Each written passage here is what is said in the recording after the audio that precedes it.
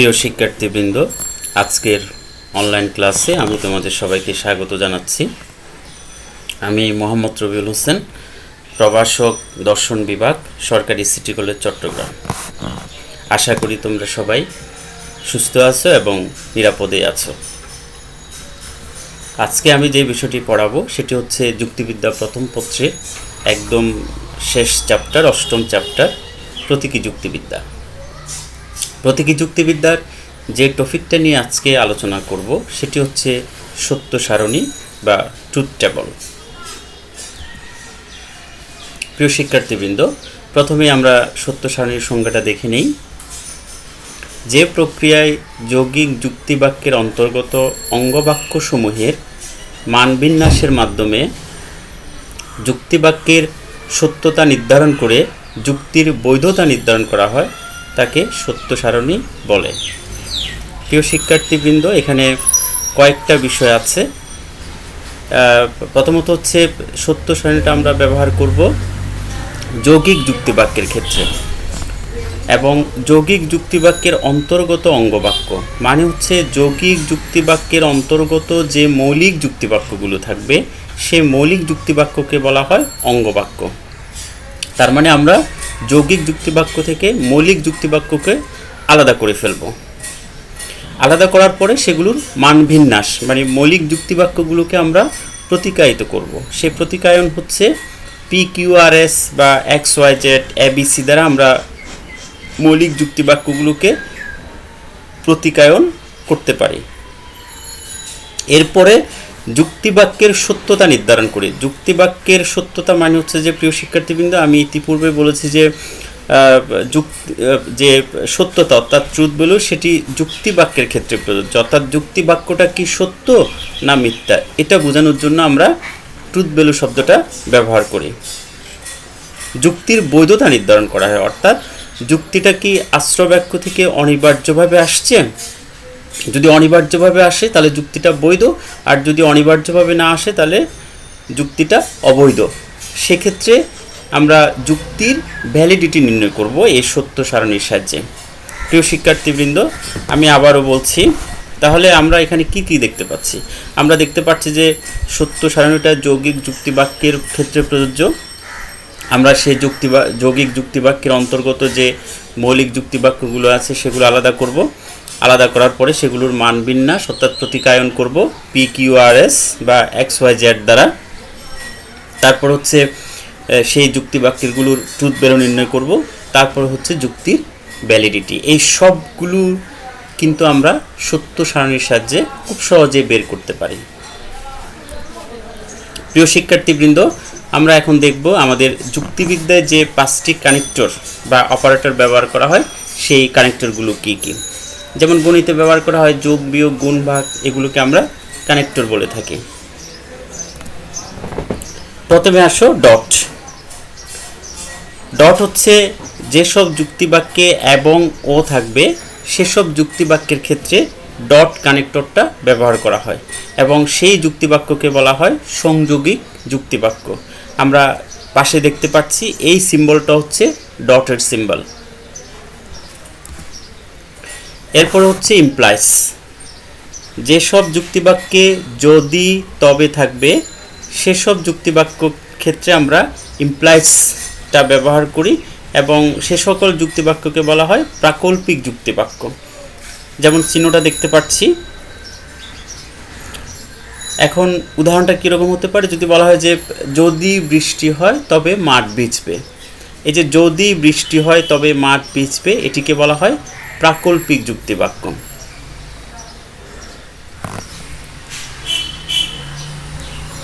3 number হচ্ছে ভ্যাল।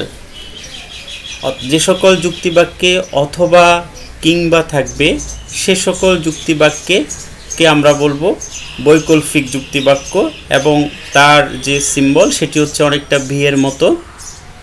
যেমন আমরা যদি একটা উদাহরণ দেই যে রহিম অথবা করিম আসবে, তাহলে এখানে হচ্ছে বিকল্প, হয় রহিম না হয় করিম আসবে। তাহলে অথবার পরিবর্তে আমরা যে সিম্বলটা ব্যবহার করব, যে প্রতীকটা ব্যবহার করব সেটি হচ্ছে ভি। এরপরে আসো নেগেশন। নেগেশন মানে হচ্ছে নিষেধক। আমরা ননিয়র্থক যুক্তিবাক্যের ক্ষেত্রে এই নেগেশনটা ব্যবহার করে থাকি।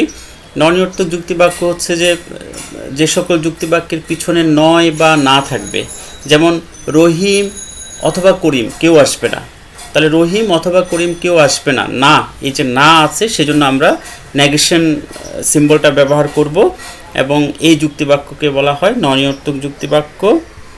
নেগেশন চিহ্নটা তোমরা দেখতে পাচ্ছ অনেকটা কার্ভের মতো, এই চিহ্নটা থাকলে আমরা বুঝবো যে এটা একটা ননিয়র্থক যুক্তিবাক্য। এরপরে আসো আইডেন্টিক্যাল। আইডেন্টিক্যাল মানে হচ্ছে যদি, কেবল যদি।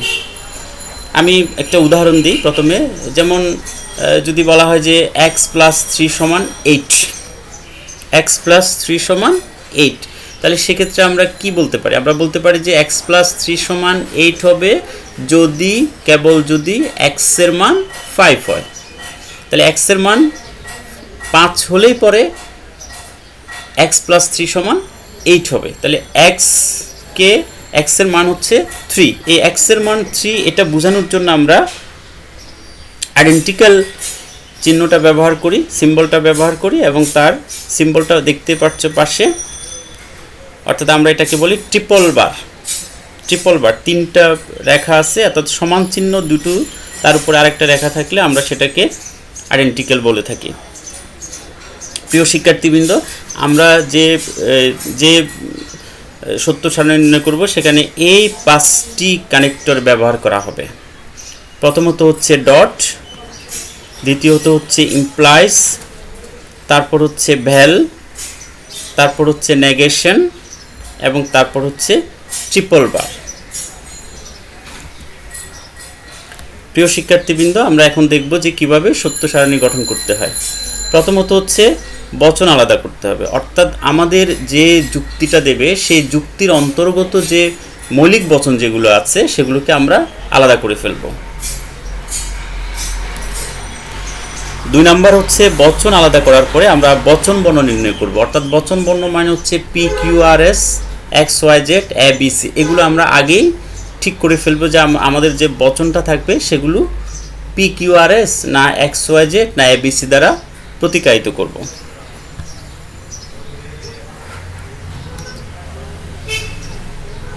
3 নাম্বার হচ্ছে বচনকে বচন বর্ণ দ্বারা প্রতিকায়িত করতে হবে, অর্থাৎ আমাদের প্রথমে যেটা ছিল সেটা হচ্ছে বচন আলাদা করলাম, তারপরে বচন বর্ণ নির্ণয় করলাম অর্থাৎ PQRS, তাহলে যে বচন আলাদা করলাম সেগুলোকে আমরা PQRS দ্বারা প্রতিকায়িত করে ফেলব। সারির সংখ্যা নির্ণয় করতে হবে। এখানে একটা কথা বলে রাখি যে অর্থাৎ সত্য সারণী গঠনের ক্ষেত্রে সারির সংখ্যাটা কিন্তু একটা সূত্রের সাহায্যে বের করা যায়, আমি পরবর্তীতে সেটি বুঝিয়ে দেওয়ার চেষ্টা করব।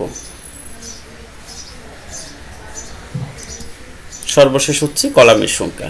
তাহলে আমরা প্রথমে বচন আলাদা করলাম, বচন বর্ণ নির্ণয় করলাম অর্থাৎ PQRS, তারপরে হচ্ছে যে বচন বর্ণগুলো বের করলাম সেই বচন বর্ণ দ্বারা বচনকে প্রতিকায়িত করে ফেললাম, তারপর হচ্ছে সারির সংখ্যা নির্ণয় করলাম, তারপর হচ্ছে সত্য সারণীর কলাম কয়টি হবে সেটি বের করে ফেললাম। এখন দেখো আমরা সত্য সারণীতে সারির সংখ্যা কয়টি হবে সেটি কিভাবে বের করব। প্রথমে একটা সূত্র, সেটি হচ্ছে 2n, অর্থাৎ 2 এর যে গুণিতক থাকবে সেটির উপরে ভিত্তি করে কিন্তু আমরা সারির সংখ্যা কয়টি হবে সেটি বের করব। যেমন 2n, n মানে হচ্ছে 1 2 3, n এর মান 1 2 3 4 5 6 7 8 হতে পারে। এখানে n মানে হচ্ছে যে বচন বর্ণ, n মানে হচ্ছে বচন বর্ণ, অর্থাৎ বচন বর্ণ কয়টা হবে? বচন বর্ণ একটাও হতে পারে, দুটো হতে পারে, তিনটা হতে পারে, চারটা হতে পারে, 5টা 6টা বা তারও বেশিও হতে পারে। তাহলে তোমাদেরকে যেটা মনে রাখতে হবে সেটি হচ্ছে 2n হচ্ছে সারি নির্ণয়ের সূত্র এবং এখানে n হচ্ছে বচন বর্ণের সংখ্যা। যেমন উদাহরণ আরও দিচ্ছি, 2 = 4, তার মানে হচ্ছে এখানে বচন বর্ণ হচ্ছে দুটি, P এবং Q। তাহলে দুটি হওয়ার কারণে 2 তখন সারির সংখ্যা হবে 4। আরেকটা দেখো, বচন বর্ণ এখানে হচ্ছে 3টা, P Q R, 2 to the power 3, তাহলে সেক্ষেত্রে সারির সংখ্যা হবে 8। আবার বচন বর্ণ যদি 4টা হয় পি কিউ আর এস, তাহলে সেক্ষেত্রে 4 আমাদের যে সত্য সারণী যেটি থাকবে সেখানে সারির সংখ্যা হবে 16। একইভাবে বচন বর্ণ যদি P Q R S T অর্থাৎ 5 হয়, তাহলে সেক্ষেত্রে সারির সংখ্যা হবে 5 অর্থাৎ 32। তাহলে কি বুঝলাম আমরা যেটা বুঝলাম সেটা হচ্ছে যে 2n মানে হচ্ছে বচন বর্ণের সংখ্যা। সেই বচন বর্ণের সংখ্যা যদি 2 হয় তাহলে 2 বচন বর্ণের সংখ্যা 3 হলে 3, 4 4 এবং 5 হলে 5। এখানে P Q R S T এগুলো হচ্ছে বচন বর্ণের সংখ্যা। প্রিয় শিক্ষার্থীবৃন্দ, একটা কথা বলে রাখি, সেটা হচ্ছে আসলে সারির সংখ্যা আমরা সর্বোচ্চ 8 পর্যন্তই সীমাবদ্ধ। কারণ সারির সংখ্যা যদি 16 বা 32 বা 64 আরও বেশি হয়ে যায়, সেক্ষেত্রে এটা আসলে অনেক সময় সাপেক্ষ এবং পরিশ্রম সাপেক্ষ। তো আমরা 2 অর্থাৎ 8 পর্যন্তই সারির সংখ্যাটা সীমাবদ্ধ রাখব। এখানে একটা উদাহরণ দিই। যদি রহিম সৎ এবং পরিশ্রমী হয় তাহলে সে সফল হবে। রহিম সৎ এবং পরিশ্রমী, সুতরাং সে সফল হবে। প্রিয় শিক্ষার্থীবৃন্দ, এটা হচ্ছে একটা যুক্তি। এখন এই যুক্তি থেকে আমরা প্রথমে এখানে যে যৌগিক যে যুক্তি বাক্যগুলো আছে সেখান থেকে প্রথমে আমরা মৌলিক যুক্তি বাক্যগুলোকে আলাদা করব। যেমন যদি রহিম সৎ এবং পরিশ্রমী হয়, দেখতে পাচ্ছ প্রিয় শিক্ষার্থীবৃন্দ, এটা হচ্ছে একটা যৌগিক যুক্তি বাক্য যেখানে কানেক্টর হচ্ছে এবং। তাহলে এখানে যদি আমি মৌলিক যুক্তি বাক্যগুলো আলাদা করি তাহলে আমি যে কি দুটি মৌলিক যুক্তি বাক্য পাবো। একটি হচ্ছে রহিম সৎ এবং আরেকটি হচ্ছে রহিম হয় পরিশ্রমী।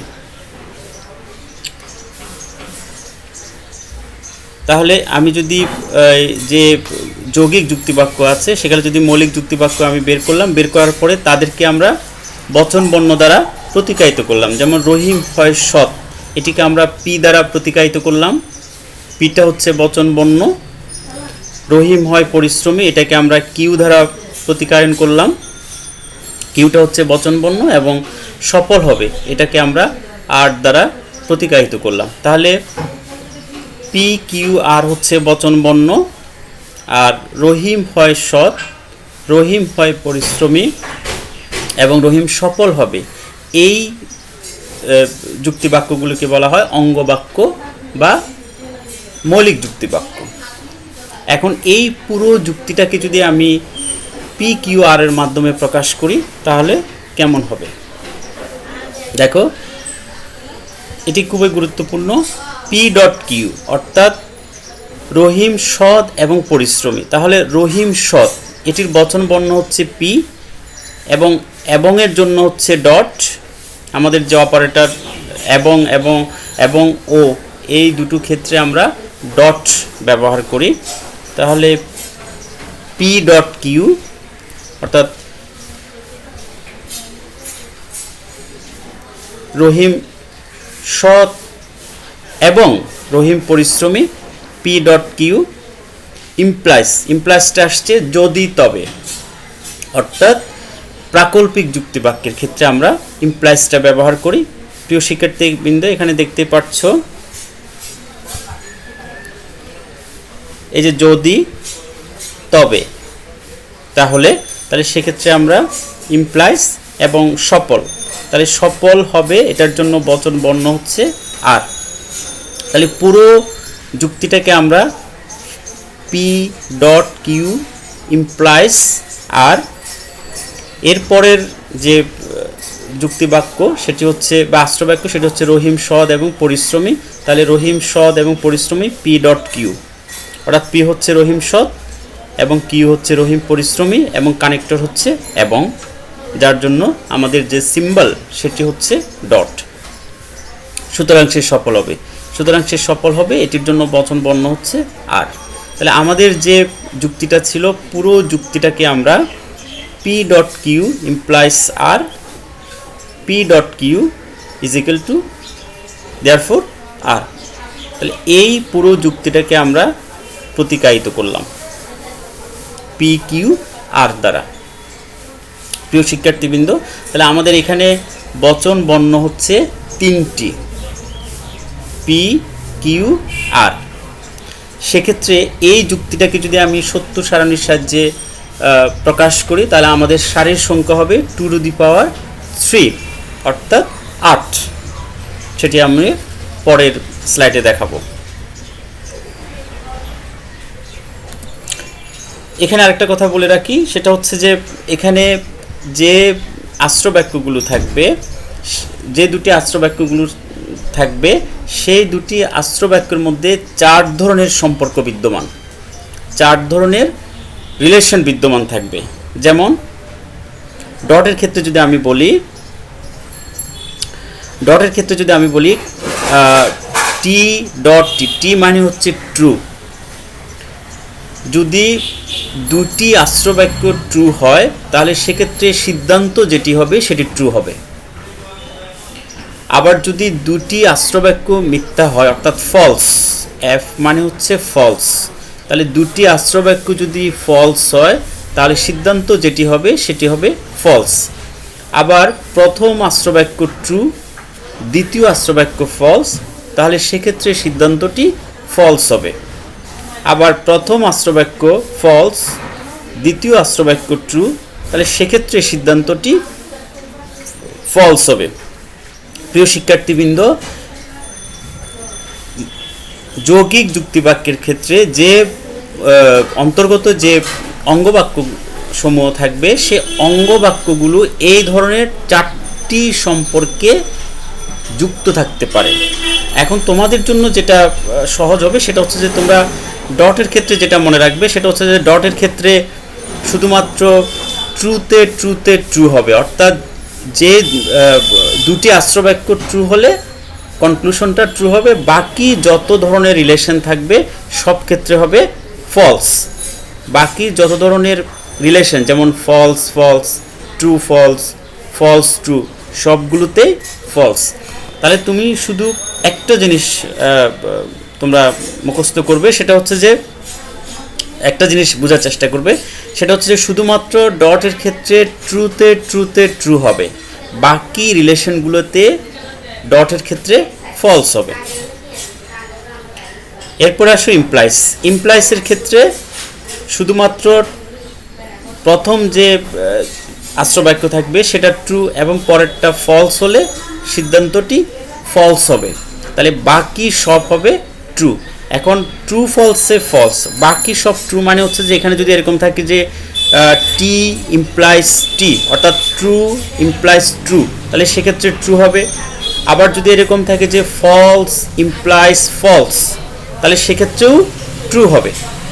আবার ফলস ইমপ্লাইস ট্রু, সেক্ষেত্রেও ট্রু হবে। প্রিয় শিক্ষার্থীবৃন্দ, এখানে একটা কথা বলে রাখি, তোমাদের হয়তো মনে হতে পারে যে ফলস ট্রু বা ট্রু ফলস একই, আসলে একই না, এরা ভিন্ন অর্থ বহন করে। কারণ এটি হচ্ছে প্রধান আশ্রবাক্য, এখানে ফলস, দ্বিতীয় যে যুক্তি বাক্যটি থাকবে সেটা হচ্ছে অপ্রধান আশ্রবাক্য। আবার এখানে এফ, এটিও প্রধান আশ্রবাক্য, আবার ট্রু, সেটিও অপ্রধান আশ্রবাক্য। সেক্ষেত্রে ফলস ট্রু বা ট্রু ফলস একই অর্থ বহন করে না। তাহলে ইমপ্লাইসের ক্ষেত্রে আমরা কি দেখলাম? ইমপ্লাইসের ক্ষেত্রে আমরা যেটা দেখলাম সেটা হচ্ছে যে শুধুমাত্র একটি সম্পর্কে ফলস হবে, টি ইমপ্লাইস এফ, অর্থাৎ true implies false is equal to false, বাকি সব ট্রু হবে। এরপরে আসো ভ্যালের ক্ষেত্রে। ভ্যালের ক্ষেত্রে আমরা কি দেখব? যে আমাদের ভ্যালের ক্ষেত্রে যেটা দেখব সেটা হচ্ছে যে এফ, অর্থাৎ দুটা আশ্রবাক্য যদি ফলস হয়, তাহলে সেক্ষেত্রে সিদ্ধান্ত যেটি হবে সেটি ফলস হবে, বাকি সব ট্রু হবে। বাকি সব ট্রু মানে হচ্ছে যে ট্রুতে ট্রুতে ট্রু হবে, অর্থাৎ টি ভ্যাল টি সমান টি, অর্থাৎ ট্রু হবে। আবার টি ভ্যাল এফ, সেটাও ট্রু হবে। আবার এফ ভ্যাল টি, সেটাও ট্রু হবে। তাহলে তোমাদের বোঝার সুবিধার্থে তোমরা শুধু যে সম্পর্কটা ফলস হবে সেটি মাথায় রাখবে, যে ভ্যালের ক্ষেত্রে শুধুমাত্র দুটি আশ্র বাক্য ফলস হলেই পরে সিদ্ধান্তটি ফলস হবে। এরপরে আসো নেগেশনের ক্ষেত্রে। নেগেশনের ক্ষেত্রে একটা মজার বিষয় হচ্ছে যে আমরা নেগেশনকে অনেক সময় বিপরীত বা বিরোধ বলি, আসলে বিষয়টা কিন্তু তা নয়। যেমন যদি বলা হয় নেগেশন টি, তাহলে সেক্ষেত্রে নেগেশন টি এর ক্ষেত্রে যে সিদ্ধান্ত যেটা আসবে সেটা হচ্ছে ফলস। আবার ডাবল নেগেশন টি, সেক্ষেত্রে যে সিদ্ধান্তটি আসবে সেটা কিন্তু ট্রু, অর্থাৎ দুইবার ননির্থক হলে সিদ্ধান্তটি ট্রু হয়ে যায়, পজিটিভ হয়ে যায়। তাহলে সেক্ষেত্রে নেগেশন ট্রু মানে হচ্ছে ফলস, আবার ডাবল নেগেশন টি মানে হচ্ছে ট্রু। যেমন আমরা আইসিটির ক্ষেত্রে যেটা দেখি সেটা হচ্ছে যে নেগেশন 0 = 1, আবার যদি এরকম হয় যে ডাবল নেগেশন 0 = 0, অনেকটা এরকমই। এরপরে আসো ট্রিপল বার অর্থাৎ আইডেন্টিক্যালের ক্ষেত্রে রিলেশনটা কেমন হবে। প্রিয় শিক্ষার্থী, এখানে দেখতে পাচ্ছ টি ট্রিপল বার টি অর্থাৎ ট্রু ট্রিপল বার ট্রু = ট্রু।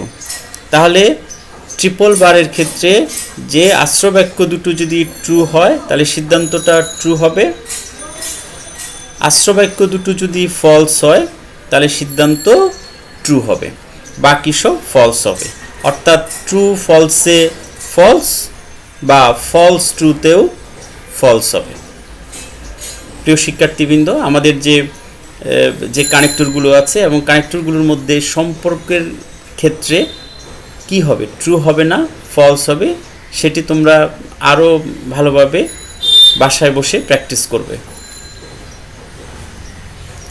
এখন আসো সত্য সারণী। আমরা যে যুক্তিটা দিলাম এখানে, আমাদের যে P.Q implies R, P.Q সুতরাং আর, এই যুক্তিটাকে আমরা এখন সত্য সারণীর সাহায্যে প্রকাশ করব। তাহলে প্রথমত হচ্ছে এখানে আমাদের যে তিনটি বচন বর্ণ আছে P.Q.R, সেগুলো আমরা লিখলাম। একটু বলে রাখি আবার একটু, প্রিয় শিক্ষার্থীবৃন্দ, আমাদের যে বচন বর্ণ সেটা হচ্ছে P.Q.R, তিনটি বচন বর্ণ।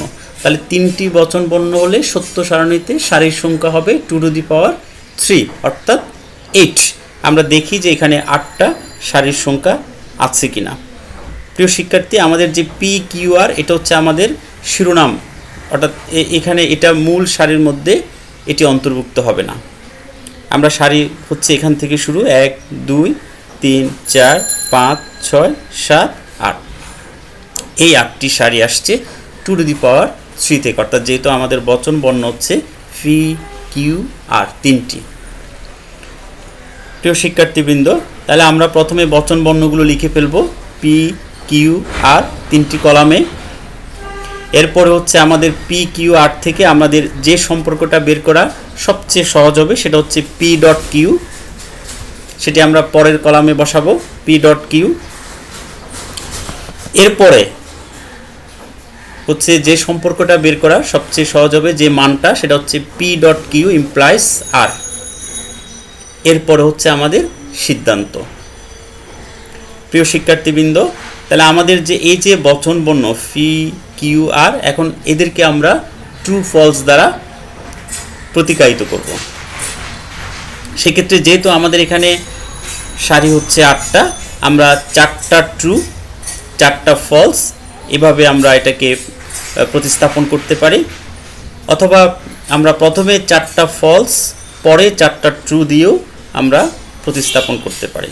তো আমি প্রথমে 4টা ট্রু 4টা ফলস, এরপরের কলামে কিউর মান হচ্ছে 2টা ট্রু 2টা ফলস, আবার 2টা ট্রু 2টা ফলস। একইভাবে আর হচ্ছে 1টা ট্রু 1টা ফলস 1টা ট্রু 1টা ফলস 1টা ট্রু 1টা ফলস 1টা ট্রু 1টা ফলস। প্রিয় শিক্ষার্থীবৃন্দ, তাহলে আমাদের যে P.Q.R যে কলামগুলো আছে সেগুলো আমরা যদি সারি 8টা হয় তাহলে সেক্ষেত্রে 4টা ট্রু 4টা ফলস, এরপরে কলামে এসে 2টা ট্রু 2টা ফলস, এর তৃতীয় কলামে এসে 1টা ট্রু একটা ফলস। পি কিউ আর এই তিনটি কলাম আমরা পূরণ করলাম। চতুর্থ কলামে হচ্ছে পি ডট কিউ। এখন পি ডট কিউ আমরা ডটের ক্ষেত্রে কি দেখেছি? আমরা ডটের ক্ষেত্রে দেখেছি শুধুমাত্র দুটি আশ্রয় বাক্য ট্রু হলে সিদ্ধান্ত ট্রু হবে, অর্থাৎ true true is equal two true. তাহলে পি ডট কিউ আমরা একটু দেখি যে আমাদের আশ্রয় বাক্য হচ্ছে পি কিউ, সেক্ষেত্রে ট্রুতে ট্রুতে ট্রু হবে। আমরা সহজে বলি অর্থাৎ ট্রুতে ট্রুতে ট্রু ডটের ক্ষেত্রে, বাকি সব হচ্ছে ফলস। তাহলে আমরা দেখি ট্রুতে ট্রুতে ট্রু বসালাম, অর্থাৎ ট্রু ট্রু এই দুটি আশ্রয় বাক্য ট্রু, সেক্ষেত্রে আমাদের সিদ্ধান্ত যেটি সেটিও ট্রু। ট্রুতে ট্রুতে ট্রু, বাকি সব হচ্ছে ফলস। প্রিয় শিক্ষার্থীবৃন্দ, আমরা শুধুমাত্র দুটি সারিতে ট্রুতে ট্রুতে ট্রু পেলাম, ট্রুতে ট্রুতে ট্রু পেলাম, বাকি সবগুলো সম্পর্ক হচ্ছে ফলস ডটের ক্ষেত্রে। তাহলে তোমরা প্রথমে ডটের ক্ষেত্রে যেটা করবে সেটা হচ্ছে ট্রুতে ট্রুতে ট্রুগুলো আগে বসিয়ে ফেলবে, তারপরে বাকি সবগুলোকে ফলস করে দেবে। প্রিয় শিক্ষার্থীবৃন্দ, এরপর আসে আমাদের পঞ্চম কলামে আসি, পি ডট কিউ ইমপ্লাইস আর। তাহলে ইমপ্লাইসের ক্ষেত্রে আমরা কি দেখলাম? আমাদের কিন্তু পি ডট কিউ এর মান এখানে বের করা আছে, আর এর মানও এখানে আছে। এখন ইমপ্লাইসের ক্ষেত্রে আমরা কি দেখি? ইমপ্লাইসের ক্ষেত্রে আমরা যেটা দেখি সেটা হচ্ছে যে ট্রুতে ট্রুতে ফলস, ট্রুতে ট্রুতে ফলস, তাহলে বাকি সব ট্রু। ট্রুতে ট্রুতে ফলস দেখি আমরা ইমপ্লাইসের ক্ষেত্রে। সরি প্রিয় শিক্ষার্থীবৃন্দ, আমি ভুল বলে ফেলছি। ইমপ্লাইসের ক্ষেত্রে যেটা দেখি সেটা হচ্ছে ট্রু ফলসে ফলস। প্রিয় শিক্ষার্থীবৃন্দ, আমি আবারও বলছি, ইমপ্লাইসের ক্ষেত্রে যে সম্পর্কটা আমরা দেখি সেটা হচ্ছে ট্রু ফলসে ফলস, বাকি যত ধরনের সম্পর্ক থাকবে সবগুলো হচ্ছে ট্রু।